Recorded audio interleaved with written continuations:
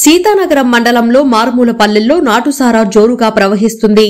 గోదావరి సమీప లంక భూముల్లో రేయింబవళ్లు సారా కాకుతూనే ఉంటుందని, నిరుపేదల ఆరోగ్యాన్ని దెబ్బతీయడంతో పాటు ఒక్కోసారి ప్రాణాలను కూడా హరించేస్తుందని రఘుదేవపురం గ్రామానికి చెందిన కొందరు మహిళలు ఆవేదన వ్యక్తం చేశారు.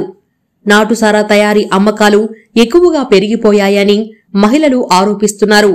మండలంలో రఘుదేవపురం, వడ్డీలపేటలో, సీతానగరం, సింగవరం, వంగలపూడి తదితర గ్రామాలలో నాటుసారా ఏరులై పారుతుందని అన్నారు. పురుషోత్తపట్నం వైపు నుంచి వాహనాల మీద నాటుసారా తరలిస్తున్నారని, సంబంధిత అధికారులు తక్షణమే స్పందించి ఈ నాటుసారా రక్కసికి అడ్డుకట్ట వెయ్యాలని కోరుతున్నారు.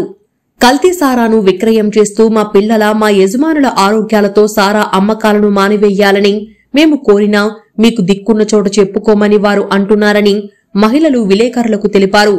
సారా డిమాండ్ విపరీతంగా పెరగడంతో డబ్బుకు ఆశపడుతున్న తయారీదారులు కల్తీ సారాను విక్రయించేస్తున్నారు.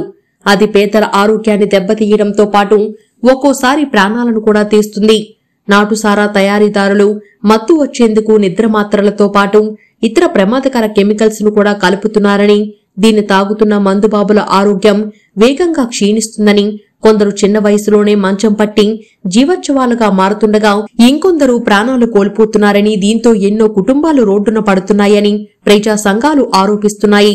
పోలీసులు, ఎన్ఫోర్స్మెంట్ అధికారులు దాడులు చేసి అవగాహన సదస్సులు నిర్వహించినా రోజురోజుకు పుట్టగొడుగుల్లా పెరిగిపోతున్న నాటుసారా తయారీదారుల్లో, విక్రేతల్లో మార్పు కనిపించడం లేదు.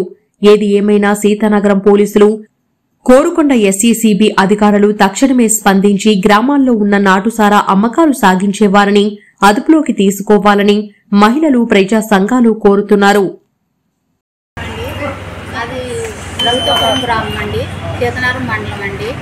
మేము మా ఊళ్ళో సారా చాలా విచ్చలవిడిగా అమ్మేస్తున్నానండి.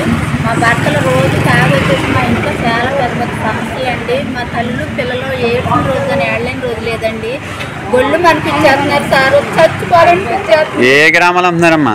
రఘుదేవపురం గ్రామంలోనండి. సుమారు ఎంతమంది ఉంటారమ్మా అమ్మకదారులు? 15 మంది దాకా ఉన్నారు సారు. మా ఇళ్ళ చుట్టూ సారాయేనండి.